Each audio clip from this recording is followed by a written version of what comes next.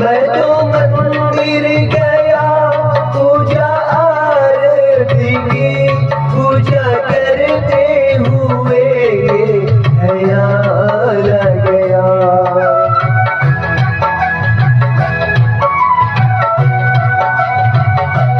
मैं तो मंदिर गया, पूजा आरती की, पूजा करते हुए ये ख्याल आ गया।